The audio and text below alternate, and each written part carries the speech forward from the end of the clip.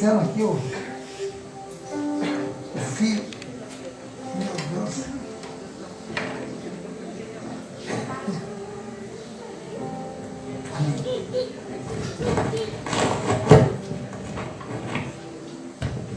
Irmãos, nós vamos completar, então, a segunda parte da pregação que eu iniciei no domingo. Nós vamos fechar a pregação de Tiago, capítulo 1, versos 19 ao 27. E nós vamos finalizar a pregação falando sobre como saber se a minha religião ela é verdadeira. Como saber se o que eu estou fazendo aqui é verdadeiro ou é falso? O que eu faço aqui? Porque você de repente ficou aí me vendo aqui, eu queria um doido, né? Entre aspas. Oh Deus, tem poder sobre mim, Deus derrama graça. E tá a menina aqui, né? Aleluia, aleluia. Aí você deve falar assim, será que Deus está nisso aí? Aonde está Deus nessa hora? Eu gostaria que você abrisse a sua Bíblia mais uma vez no livro, na carta de Tiago, capítulo 1.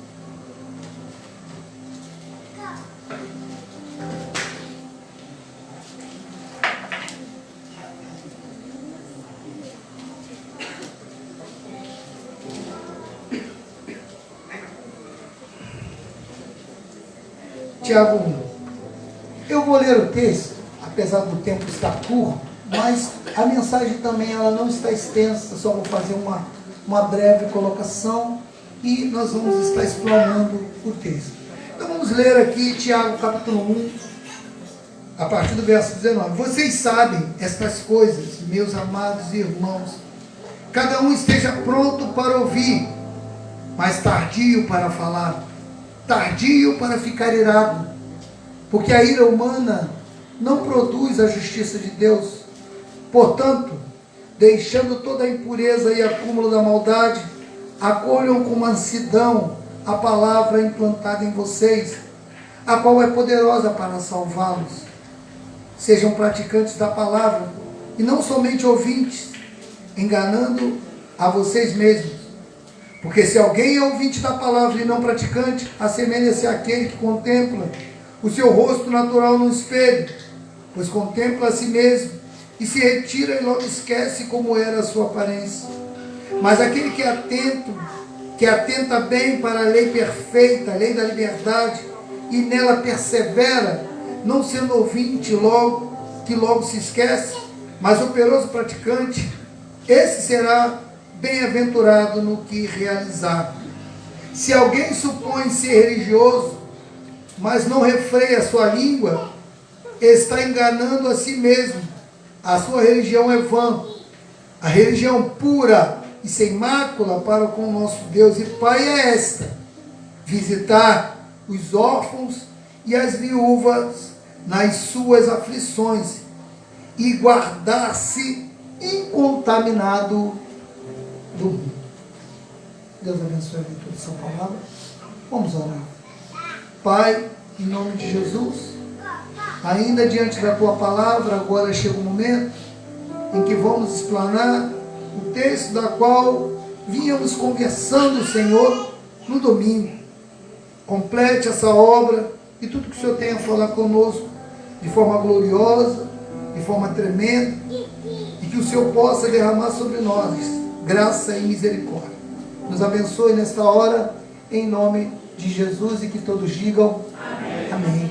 Queridos, já é sabido de alguns que a carta de Tiago, ela na verdade é considerada por alguns estudiosos como provérbios do Novo Testamento.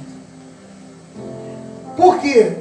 Porque contém nessa carta coisas muito diretas, ensinamentos profundos sobre quais são os comportamentos que nós devemos ter como cristão. E a ênfase do texto, como eu havia falado no domingo, é o comportamento cristão. Mas, aqui no capítulo 1, ele deixa claro que o que está em jogo aqui é o auto-engano. O que reflete no texto e é mostrado aqui é que o auto-engano é algo que, infelizmente, é a própria pessoa que engana a si mesmo. Ser enganado pelo diabo não é nada demais. Pastor, eu errei, eu falei porque o diabo me enganou, beleza.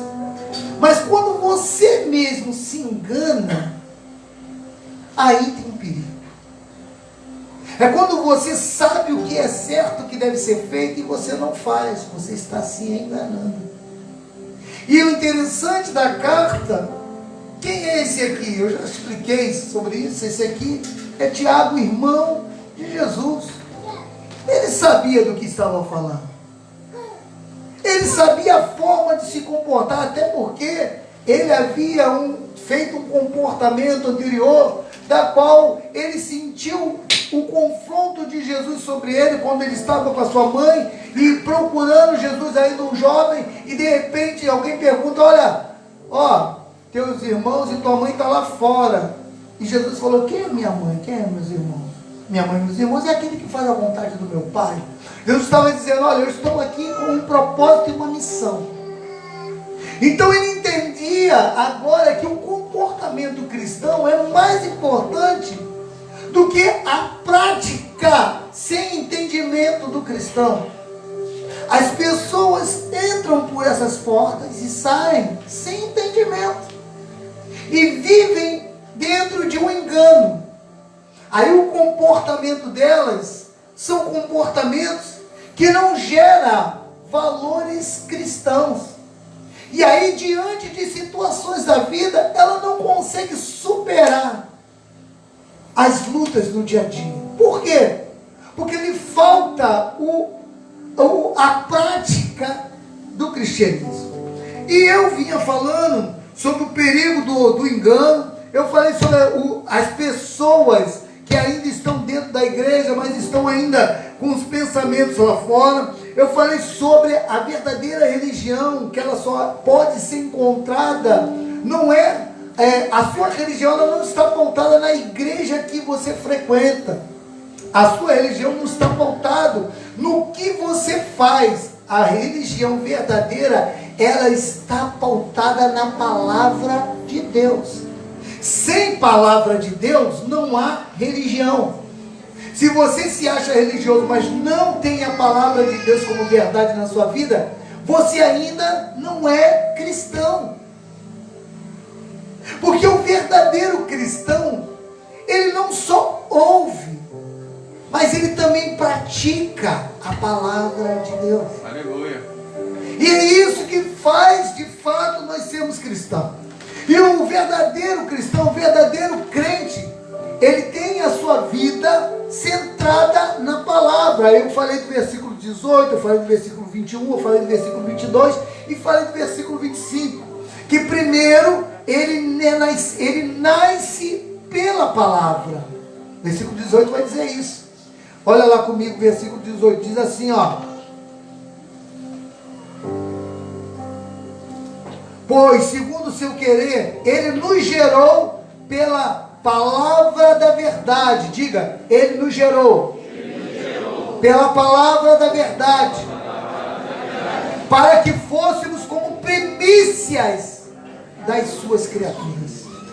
Veja bem, se o cristão ele não é gerado pela palavra, ele ainda, Carlos, não é um cristão.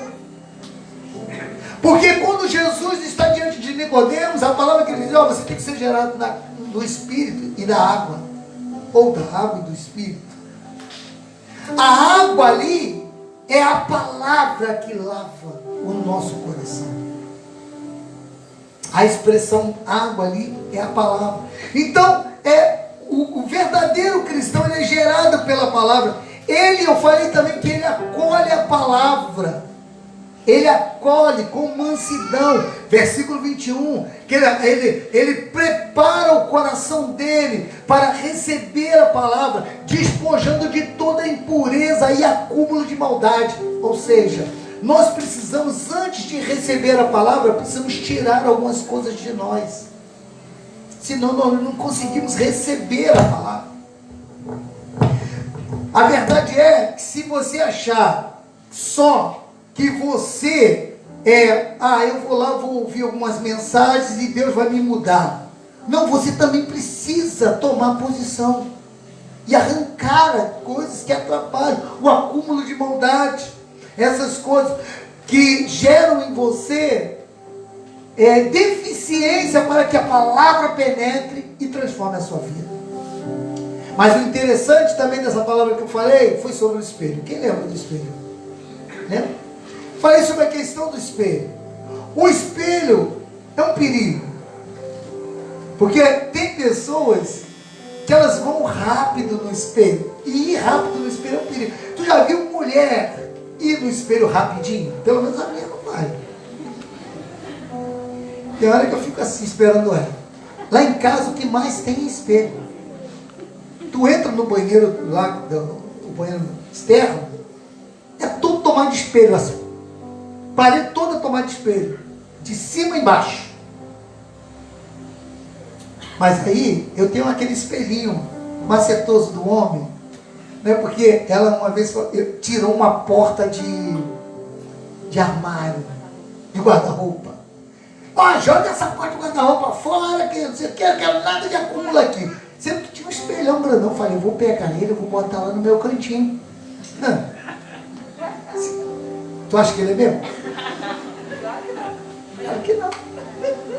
Ela que fica lá, ó. Aí eu fico daqui assim. Hoje eu falei para ela, esse canto aqui não é o meu? Por que você está com tudo aqui? Né? Ou seja, ela rapidamente se aposta. Então as mulheres, elas são assim, elas gastam mais tempo diante do espelho do que o homem. O homem entra ali, de qualquer maneira, mas uma coisa acontece, que toda casa tem um espelho.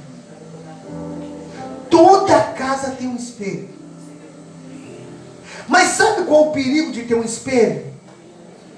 É você passar rápido na frente do espelho. Mulher não faz isso não. Homem faz. A mulher não. Mulher, ela ajeita o seu cabelo, passa o batom. E se ela passar o batom dá um risco no dente, ela dá uma olhada e limpa, não é isso? A Bíblia fala exatamente isso. Que ela é um espelho que você deve olhar a tua vida nela. E quando tu olha para ela, fala assim, poxa, eu preciso me santificar mais. Eu preciso receber a palavra sem ira. Eu preciso mudar a minha vida. Mas tem pessoa que faz assim com a Bíblia, né? É natural. Lê 2 versículos. Isso é um perigo. Isso é um perigo. Por quê? Porque você está deixando de ver a tua imagem dentro da palavra. E com isso, você se torna um cristão fraco. Desarrumado. A palavra seria essa. Desarrumado, com batom nos dentes. O cabelo meio esvoroçado. O óculos meio torto. Você se torna uma pessoa que está cheio de defeitos, mas não consegue consertar. Sabe por quê? Porque você não se olha no espelho e dá um tempo. Dá um tempinho.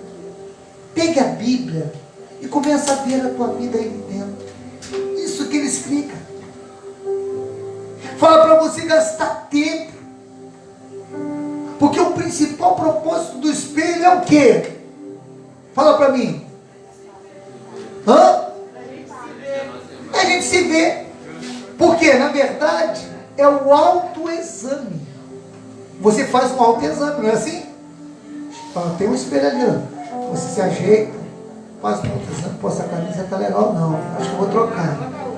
Você faz um autoexame na frente do espelho. Manda, tá na hora de trocar. Tá na hora de trocar essa camisa, né? Dá uma de presente. Então você deve usar a palavra de Deus como espelho. E quando nós olhamos de realce o espelho, Muitas pessoas deixam de estudar a si mesmo. E a Bíblia, ela é fantástica.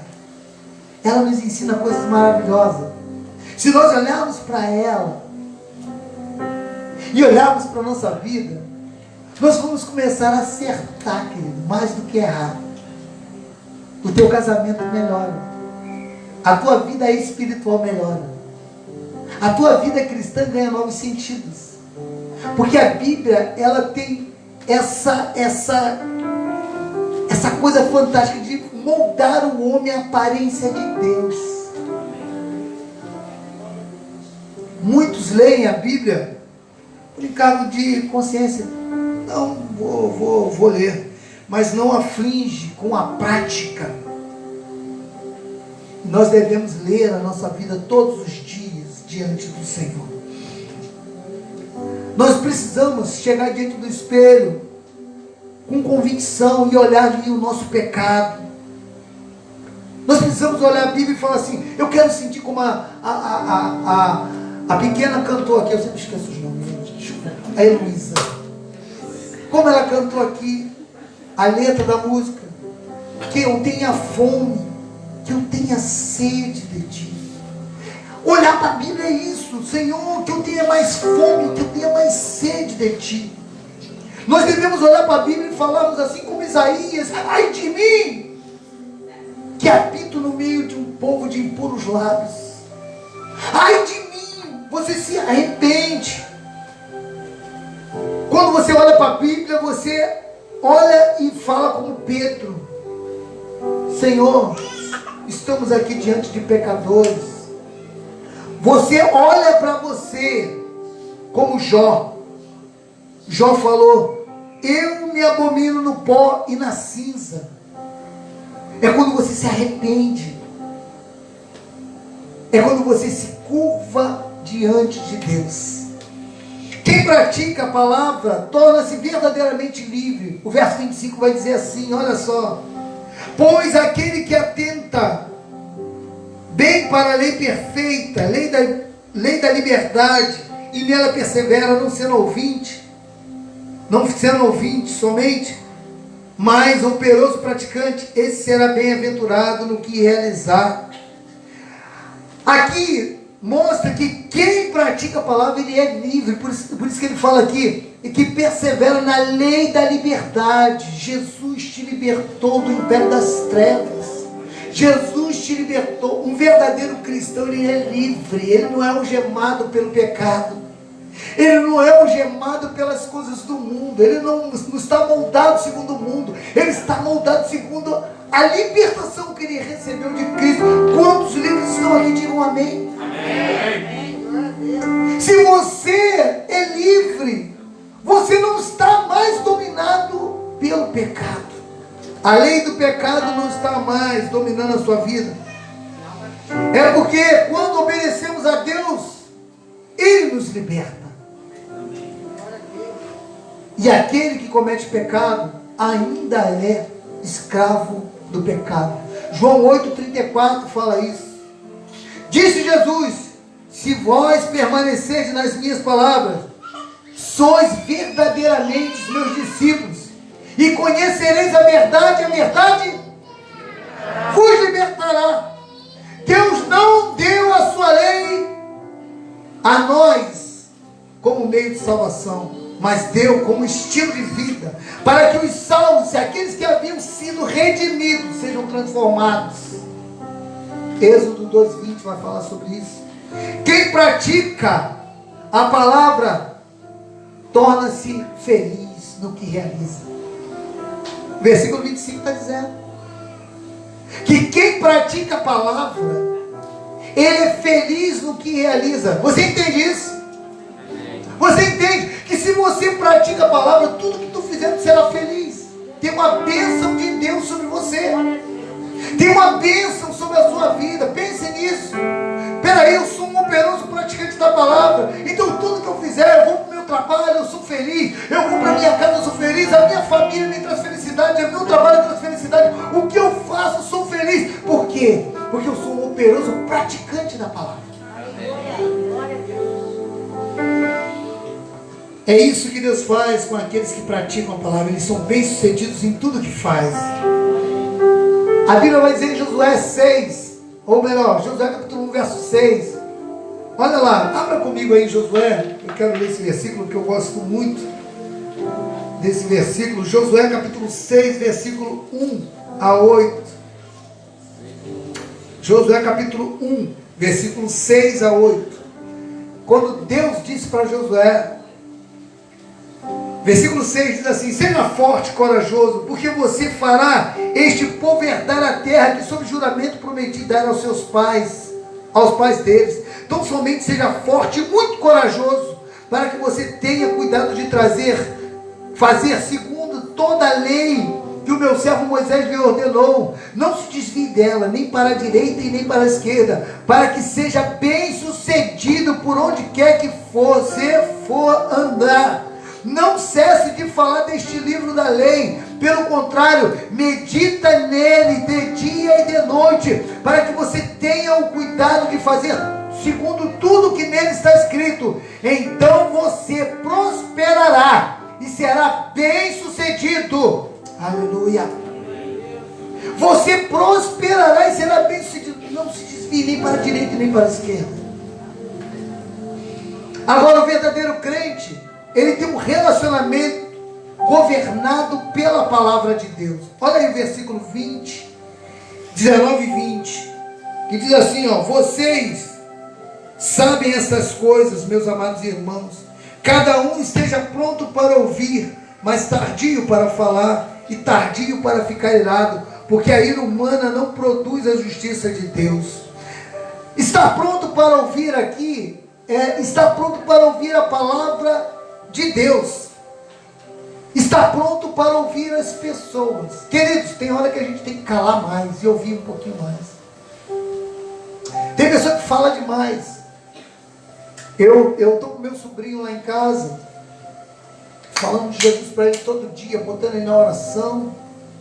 O sobrinho tem 27 anos, ele é gerente dessas lojas de roupa famosa de jovem aí, né? Ele, roupa famosa, não sei falar o nome, eu sei que tem Adidas, tem outras marcas aí. E ele, um funcionário chegou, um jovem, chegou lá meio, vamos usar a palavra que ele usou, fumadão de maconha. E ele virou com aquilo, meu sobrinho é todo radical, né? Não gostei, não gosto desse negócio, vou mandar embora. E ele chegou para o supervisor que é acima dele, falou: vou mandar embora, vou mandar. O cara tudo vai mandar o cara embora, né? Nada disso, E ele muito irado, achando que estava fazendo justiça própria, discutiu, até o supervisor falou assim: faz o seguinte, pega as suas coisas e vai para casa. E ele está lá em casa até hoje, já tem 3 dias. As más línguas já dizem que ele foi desligado da empresa. Um garoto que só dava número, ganhou viagem para os Estados Unidos, ganhou viagem para aquela ilha Fernando de Noronha, ganhou agora viagem para Búzios. Melhores números eram dele. Mas porque falou demais, perdeu a bênção. E eu estava aqui, ele me ligou, eu estava numa casa de paz, e ele me ligou: tio, e ele gosta de ouvir meus conselhos: tio, e agora, tio? E não sei o que. Eu falei: ó, cala, a primeira coisa que tu faz, cala a tua boca, tu está falando demais. Deixa quem quer fumar maconha, deixa quem quer fazer a vida dele. Peraí, o cara te traz os números, então olhe para isso, esquece das outras vidas dele lá fora. E eu falei para ele: olha, está na hora de tu ficar mais calado, Jefferson, tu vai ganhar mais, meu filho. E ele: não, eu entendi, tio, eu entendi. E eu falei para ele: não liga para ninguém, até o seu patrão te retornar. E ele está lá, calado, está. Mas muita gente perde a bênção porque fala demais. Por isso que a Bíblia vai dizer aqui: seja tardio em falar. Seja tardio, segura a sua boca. Tem casamentos que estão em crise, sabe por quê? Porque o homem fala demais ou a mulher fala demais. E querido, se é uma coisa que gosta de falar é mulher. Mulher adora falar. Então os homens calam a boca. Deixa ela falar. É ruim, mas você precisa ficar calado. Sabe para quê? Para que você não fique irado. Por isso que é bacana saber que você tem 2 ouvidos e uma boca. Para que você ouça mais e fale menos. Vamos ouvir mais. Esta é uma regra de ouro. Você ouvir mais e falar menos. E ele diz aqui no versículo 19, que o homem que é governado pela palavra, ele é tardio no falar. Precisamos estar atentos no que falamos, como falamos e quando falamos. Com que falamos e por que falamos. Por que falamos? Significa que você tem que controlar mais os seus lábios. Conta-se uma história que uma vez falaram para um homem, vou lembrar o nome dele já, para ele usar as 3 peneiras. Já ouviram falar nessa história das 3 peneiras? Quem é então? Então tu não ouviu nada. Quem é a pessoa? Eu vou lembrar dele aqui já. Fala sobre as 3 peneiras. Chegaram para falar mal de um amigo dele. E quando chegaram para falar mal do amigo dele, ele falou assim: vem cá, você quer falar mal de fulano? Então vamos julgar essa pessoa nas 3 peneiras. Primeira peneira: é verdade o que você vai me falar? E aí o amigo dele falou assim: não, é que eu ouvi os outros falando. Opa, então não é verdade. Primeira peneira não passou. Segunda peneira: vai haver bondade nisso? Vai haver bondade no que você vai me falar? Vai ser bom para mim? Vai ser bom para a pessoa que você vai falar? E vai ser bom para ela? Eu não sei. Então também não há bondade. E terceiro: vai haver utilidade o que você vai me falar? Aí ele falou: não. Aí ele falou: então não me fala. Tem hora que a gente tem que fazer peneira. Nós temos que saber peneirar as coisas. Antes de ficar dando ouvido ao que as pessoas estão falando, pergunta, joga na peneira. É bom? É bondoso isso? É legal? É verdade? Então procura ver isso. Porque isso daí vai dar importância à tua vida. Comece a usar isso. Essas 3 peneiras. Quando alguém vier falar de você, ou falar de alguém, joga na peneira. Primeira coisa que você pergunta, tu vai acabar com o discurso dela: é verdade o que você está dizendo? De repente, essa pessoa vai tomar um choque. Não estou entendendo nada, só quero te contar uma história. Que história? Vai haver bondade nisso? Vai ser útil? Ah não, então me conta. Eu não quero perder meu tempo com isso. Você vai ganhar mais com isso. Um crente verdadeiro, ele é tardio para se irar. Há 2 perigos aqui na ira. Aqui fala sobre a ira da explosão. Aquelas pessoas explosivas, pessoas sanguíneas. Eu sou sanguíneo. Se o Espírito Santo estiver comigo, filho, estou perdido. Estou perdido. Vou falar a verdade. Sabe por que tem muito crente aí que está caindo no buraco? Que não consegue ver a sua deficiência, reconhecer que é falho e se submeter ao Espírito. Sabe quem era sanguíneo na Bíblia? Pedro. Pedro, quando Jesus mandou comprar a espada, ele foi o primeiro a comprar. Quando desceu do monte lá da transfiguração, que Jesus já sabia que Judas iria o trair, e Judas veio, e o código era: eu vou dar um beijo nele. Quando eu der um beijo, esse daí é o cara que vocês têm que prender. E Jesus, sabendo que aquele homem iria traí-lo, Jesus vira para ele e fala: amigo para Judas. E quando Judas o beija, Pedro saca logo a espada. Ué, o que está pegando? O que está pegando aí? Calma, Pedro, calma nada, já vou furar todo mundo aqui. Pedro já colocou a espada e cortou logo a orelha de Malco.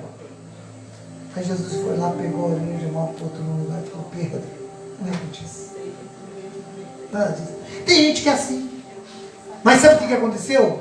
Vai dizer a Bíblia que quando Pedro recebeu o poder do Espírito Santo, um sanguíneo cheio do Espírito Santo muda a história de vidas.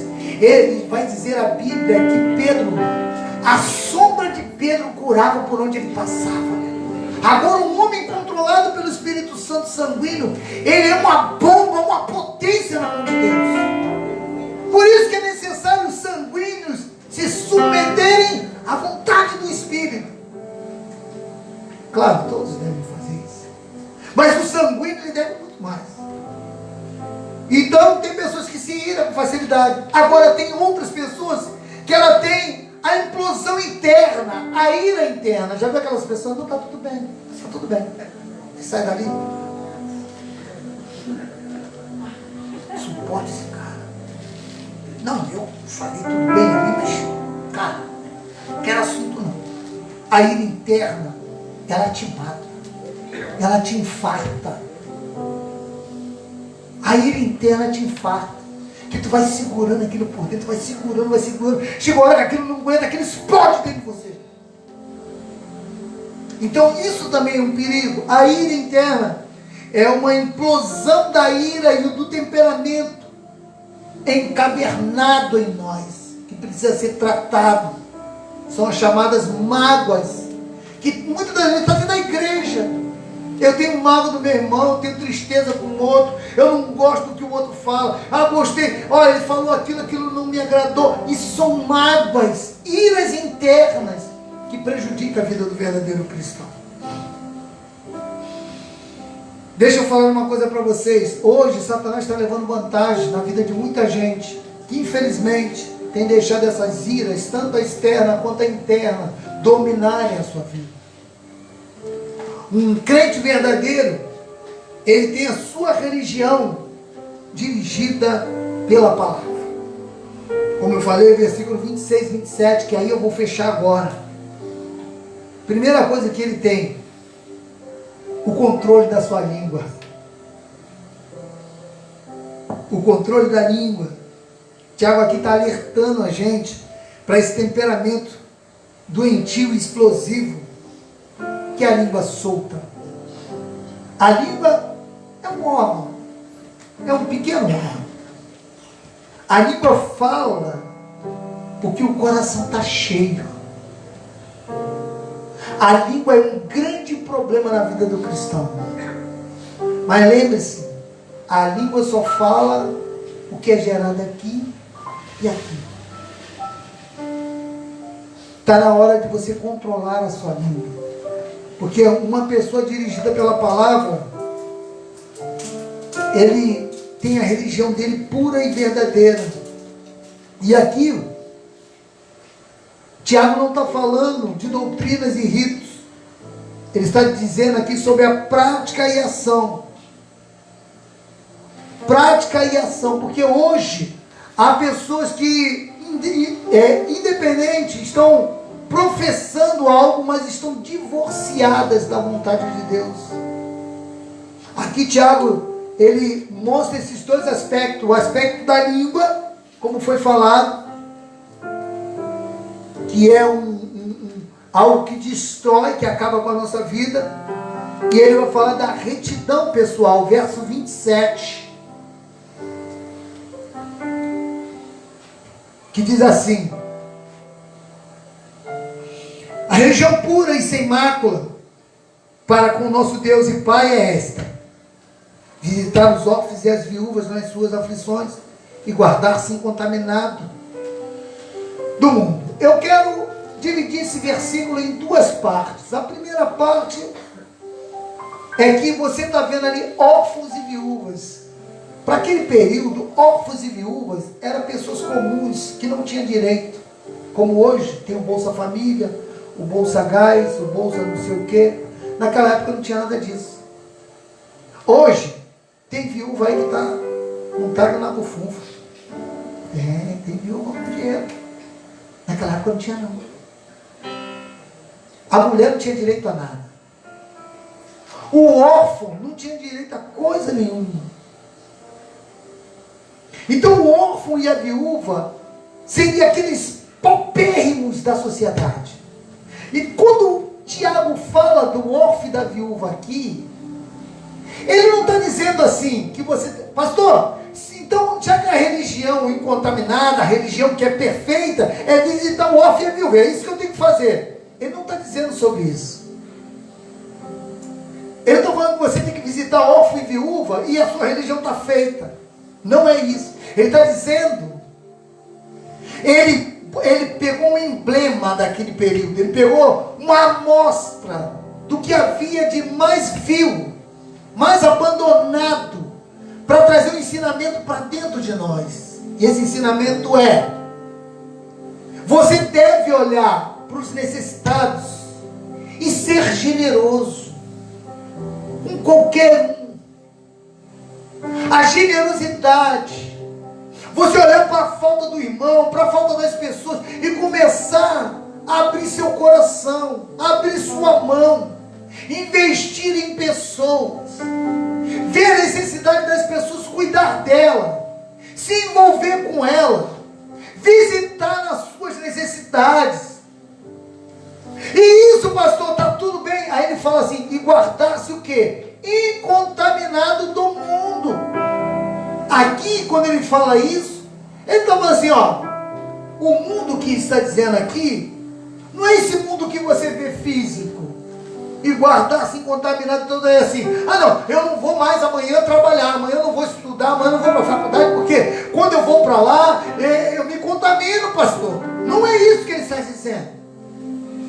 O que ele está dizendo aqui é que o sistema mundano, que infelizmente hoje está diante da nossa sociedade, é esse sistema, quando você se molda, e o interessante é isso, queridos, quando você se envolve com o sistema mundano, você não tem filtro.